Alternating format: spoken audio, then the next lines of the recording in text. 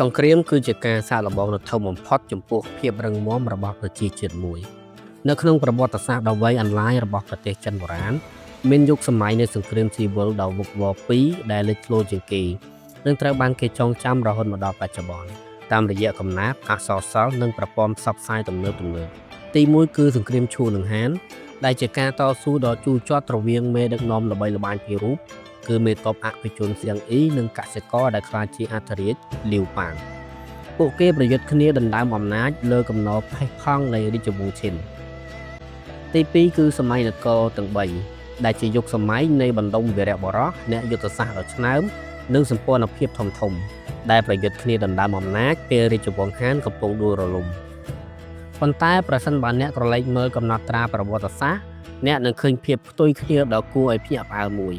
សង្គ្រាមឈូហានទោះបីជាមានទំហំធំធេងនិងមានមនុស្សស្លាប់រាប់លានអ្នកក៏ដោយគឺចំណាយពេលត្រឹមតែ4ឆ្នាំប៉ុណ្ណោះ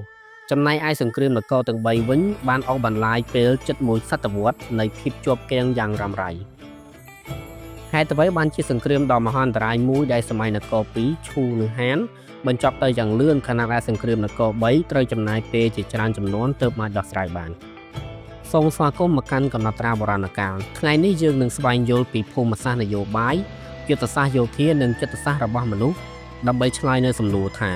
ហេតុអ្វីបានជាភ្លើងសង្គ្រាមឈូនិងហានរលត់ទៅវិញយ៉ាងលឿនខណៈដែលសង្គ្រាមនគរ3នៅតែបន្តឆេះរាប់សិបឆ្នាំដើម្បីយល់ពីល្បឿននៃសង្គ្រាមឈូហានយើងត្រូវមើលពីរបៀបដែលវាបានចាប់ផ្ដើមនៅក្នុងឆ្នាំ206មុនគ្រិស្តសករាជរាជវង្សឈិនដ៏ឃោរឃៅមិនគ្រាន់តែដួលរលំទេប៉ុន្តែវាបានបែកបាក់ដោយកញ្ចក់រាជវង្សឈិនបានបង្រួបបង្រួមចិនតាមរយៈកម្លាំងបាយដកហូតអំណាចពីមេដឹកនាំក្នុងតំបន់និងផ្លាស់ទីពួកគេទៅកាន់រាជធានីនៅពេលការបោះបោរផ្ទុះឡើងគ្មានម្ចាស់តំបន់ណាដែលមានឫសគល់រឹងមាំនៅសេសសល់ដើម្បីក្តោបក្តាប់អំណាចនោះទេវាគឺជាការខ្វះចន្លោះអំណាចយ៉ាងទទេស្អាតនិងភ្លាមបំផុតវាប្រៀបដូចជាទីធ្លាដែលគ្មានច្បាប់ទម្លាប់ក្រុមសម្ព័ន្ធមិត្តបះបោរត្រូវបានដឹកនាំដោយសៀងអ៊ីដែលជាមេទ័ពដ៏ពូកែអស្ចារ្យម្នាក់ប៉ុន្តែជាអ្នកដឹកនាំដែលខ្វះចក្ខុវិស័យនយោបាយជំនួសឲ្យការបង្កើតរដ្ឋាភិបាលបង្រួមមួយគាត់បានបែងចែកចក្រភពនេះទៅជានគរចំនួន18ដែលទុកទឹកដីល្អបំផុតសម្រាប់ខ្លួនឯងនៅឈូខាងលិចហើយបណ្ដេញគូប្រជែងដ៏ធំបំផុតរបស់គាត់គឺលីវប៉ាងទៅកាន់តំបន់ដាច់ស្រយាលនៃនគរហាននេះគឺជាកំហុសភូមិសាស្ត្រនយោបាយដ៏ធំមួយដែលសារស្ដេចដែលទើបតែតែងតាំងថ្មីនេះគ្មានពេលដើម្បីកសាងសេដ្ឋកិច្ចខ្សែការពារឬប្រជាជនដែលស្មោះត្រង់ព្រំដែននគរគឺមានភាពផុយស្រួយបំផុតនៅពេលលីវប៉ាងលើកទ័ពចេញពីការនិរទេសផែនទីបានប្រែប្រួលត្រឹមតែប៉ុន្មានខែប៉ុណ្ណោះស្ដេចនានាបានចុះចាញ់ចុះចូលចូលត្រូវបានកំទេចចោលត្រឹមមួយយប់សង្គ្រាមនេះគឺជាការប្រណាំងប្រជែងគ្នារវាងបរិសុទ្ធពីរនាក់សៀងអ៊ីឈ្នះស្ទើរតែគ្រប់សមរភូមិយុទ្ធសាស្ត្រប៉ុន្តែលីវប៉ាងគឺជាអ្នកឈ្នះនៅក្នុងសង្គ្រាមភស្តុភារដោយគាត់តែងតែអាចបំពេញកងទ័ពរបស់គាត់ឡើងវិញនិងស្រូបយកទឹកដីសត្រូវជាបន្តបន្ទាប់ត្រឹមរយៈពេលតែ4ឆ្នាំលីវប៉ាងបានរុញច្រានសៀងអ៊ីឲ្យទាល់ច្រកនៅសមរភូមិកៃសៀដែលនាំទៅដល់ការធ្វើអត្តឃាតរបស់សៀងអ៊ីនិងការចាប់កំណើតយ៉ាងលឿននៅរាជវង្សហានវាពិតជាលឿននឹងការបំបាក់សៀងអ៊ីយ៉ាងអស្ចារ្យបំផុតឥឡូវនេះសូមក្រឡេកមកមើល400ឆ្នាំក្រោយមករាជវង្សហានដែលជាចក្រភពបង្កើតឡើងដោយលីវប៉ាងកំពុងតែដួលរលំប៉ុន្តែមិនដូចរាជវង្សឈិនទេរាជវង្សហានមិនមែនបាក់បែកត្រឹមតែមួយយប់នោះឡើយរាជវង្សហានបានរលួយបន្តិចម្ដងពីខាងក្នុងអស់រយៈពេលជាច្រើនទសវត្សរ៍ចាប់ផ្ដើមពីការបោះបោរក្រុងកន្សែងលឿងក្នុងឆ្នាំ184នៃគ្រិស្តសករាជរាជការកណ្ដាលបានបាត់បង់អំណាចរបស់ខ្លួនប៉ុន្តែជំនួសឲ្យការខ្វះចន្លោះអំណាចភ្លាមចាហ្វៅខេតនិងមេទ័ពតាមតំបន់នានាមានពេលវេលាគឺពេលវេលារាប់ទសវត្សរ៍ដើម្បីកសាងមូលដ្ឋានអំណាចឯករាជ្យផ្ទាល់ខ្លួនរបស់ពួកគេនៅពេលដែលចក្រភពនេះត្រូវបានរំលែកជាផ្លូវការទៅជានគរទាំង3វៃស៊ូនិងអ៊ូនៅក្នុងឆ្នាំ220នៃគ្រិស្តសករាជពួកគេលែងជាក្រុមបះបោរទៅហើយពួកគេបានក្លាយជារដ្ឋដែលមានរចនាសម្ព័ន្ធពេញលេញនិងចាក់ឫសយ៉ាងជ្រៅនគរវៃរបស់ឆាវនៅភាគខាងជើងបានអនុវត្តប្រព័ន្ធយោធាកសិកម្មដែលជាអាណានិគមកសិកម្មគ្រប់គ្រងដោយរដ្ឋដើម្បីធានាបាននូវការផ្គត់ផ្គង់ស្បៀងអាហារដ៏រឹងមាំនគរអ៊ូខាងកើតនៅភាគខាងត្បូងបានសាងសង់កងនាវាចរដ៏ខ្លាំងក្លាគ្មានគូប្រៀបនិងមានទំនាក់ទំនងយ៉ាងជិតស្និទ្ធជាមួយពួកអភិជនភាគខាងត្បូង ចំណែកនគរស៊ូហាននៅភាគខាងលិចបានសាងសង់បន្ទាយការពារយ៉ាងរឹងមាំនៅតាមច្រកភ្នំដែលមិនអាចជ្រៀតចូលបាននៃតំបន់ស៊ីឈួននៅក្នុងសង្គ្រាមឈូហានកងទ័ពអាចដើរកាត់វាលទំនាបយ៉ាងងាយនិងវាយកទីក្រុងដែលពួកគេចង់បានដោយមិនខ្វល់អំពីភាពស្មោះត្រង់ឬគុណធម៌អ្វីទាំងអស់ប៉ុន្តែនៅក្នុងសម័យនគរទាំង3គ្រប់ដីមួយចំអាមត្រូវបានការពារដោយប្រព័ន្ធរដ្ឋបាលដ៏ស្មុគស្មាញ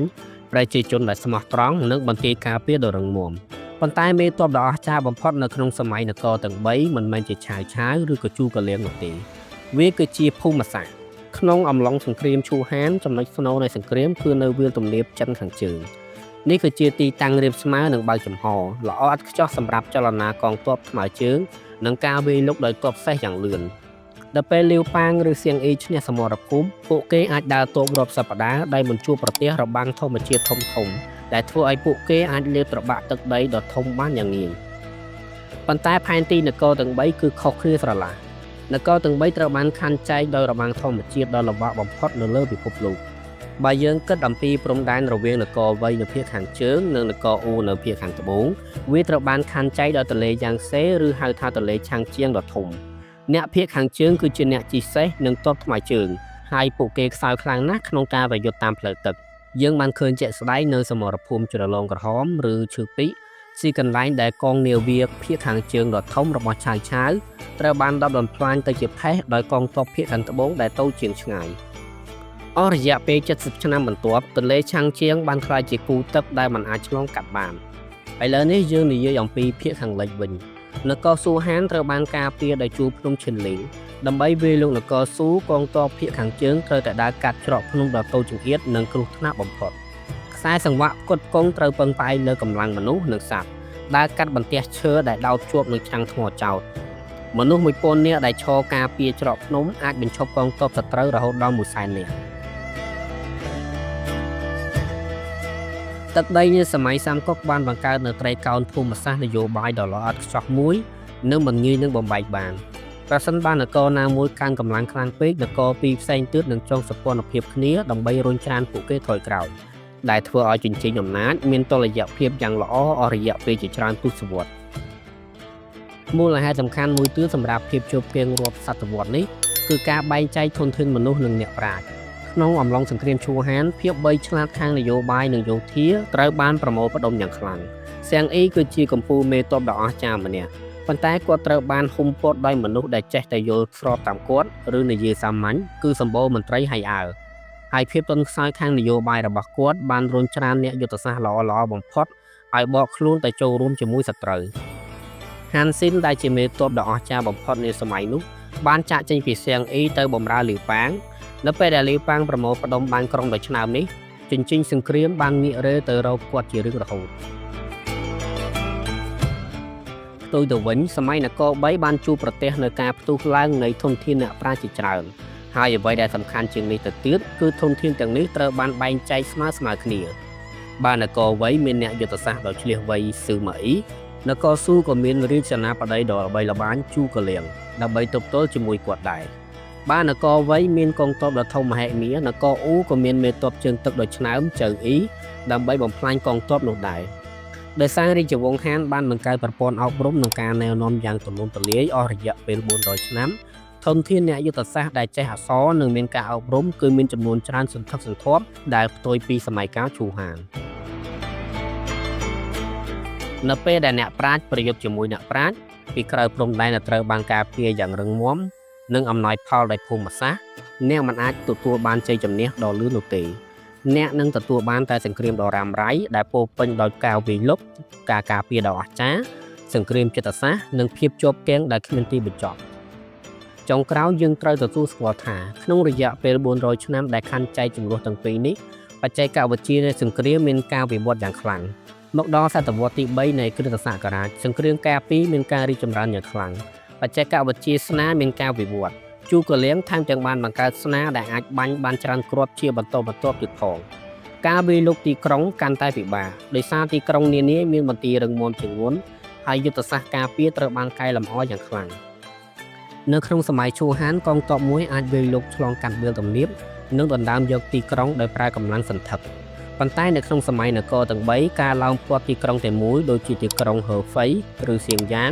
អាចចំណាយពេលរាប់ខែឬរាប់ឆ្នាំដែលធ្វើឲ្យកងទ័ពវាយប្រហារអស់ទាំងស្បៀងនិងស្មារតីប្រយុទ្ធក្នុងប្រវត្តិសាស្ត្រគេមិនសូវនិយាយថាអ្នកណាមានកងទ័ពធំជាងអ្នកណាទេតែគេច្រើនតែនិយាយអំពីពេលវេលាភូមិសាស្ត្រនិងចិត្តសាស្ត្ររបស់មនុស្សសង្គ្រាមឈូហានប្រៀបដូចជាការរត់ប្រណាំងរីឯសង្គ្រាមនគរ3ប្រៀបដូចជាការប្រកួតរត់របៀបម៉ារ៉ាតុងសង្គ្រាមឈូហានគឺជាការរត់ប្រណាំងយ៉ាងលឿននិងពោរពេញដោយហិង្សាដើម្បីដណ្ដើមយកបំណែកនៃចក្រភពដែលទើបតែបែកបាក់នៅលើទីតាំងដែលរាបស្មើនឹងបើកចំហចំណែកឯសង្គ្រាមនគរ3គឺជាការរត់ម៉ារ៉ាតុងជាមួយសតវត្សដ៏លំបាកលំបន់នៃនគរដែលចាក់ឫសយ៉ាងជ្រៅការពារដោយទន្លេនិងភ្នំដឹកនាំដោយអ្នកប្រាជ្ញជាច្រើនចំនួនដែលតែងតែរៀបរៀងរាល់ជំហានរបស់គ្នាទៅវិញទៅមកយុគសម័យទាំងពីរបានបន្សល់ទុកនៅរឿងរ៉ាវដ៏ល្បីល្បាញជាច្រើនក្រុមនៃវីរបុរសឬអ្នកក្លាហាននិងការដាស់តឿនពីអតីតកាលសម្រាប់យើងនាសម័យបច្ចុប្បន្ននេះពួកគេបង្ហាញយើងថាការដួលរលំនៃចក្រភពមួយអាចជាការបញ្ចប់យ៉ាងឆាប់រហ័សឬជាភាពខ្មៅងងឹតដ៏ឈឺចាប់និងអូសបន្លាយពេលយ៉ាងយូរសូមអរគុណដែលទស្សនាវីដេអូនេះប្រសិនបើអ្នកចូលចិត្តការធ្វើដំណើរទៅកាន់អតីតកាលបែបនេះសូមកុំភ្លេចចុច like share និង subscribe ប្រសិនបើអ្នកជាអ្នកយុទ្ធសាស្ត្រតែអ្នកចង់រស់នៅក្នុងយុគសម័យមួយណាសង្គ្រាមឈូហានដ៏រហ័សដោយផ្លៃបន្ទោឬការប្រកួតអុកដ៏ឆ្លាតវៃនៃសម័យនគរទាំង3